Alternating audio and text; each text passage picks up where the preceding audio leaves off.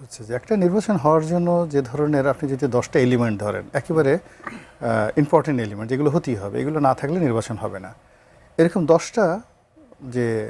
একেবারে masterpiece terms and condition,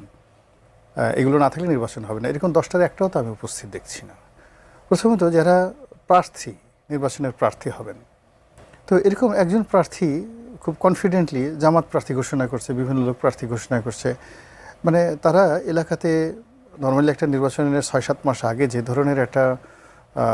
জনসংযোগ থাকে, লিফলেট থাকে, পোস্টার থাকে, পারস্পরিক প্রতিযোগিতা থাকে, চায়ের দোকানে আড্ডা থাকে, একটা জাতীয় নির্বাচন উপলক্ষে যে ধরনের আনন্দ মুখরতা থাকে, তার কোনো কিছুই কোথাও নেই, কোথাও নেই। এক। 2 নম্বর হলো যে একটা নির্বাচনে একজন প্রার্থী যারা জনপ্রিয়, সত্যিকার অর্থে জনপ্রিয়, তারা কেউ এলাকাতে এই সময়টাতে যাবে এবং নিরাপদে ফিরে আসবে, এই ধরনের কোনো নিশ্চয়তা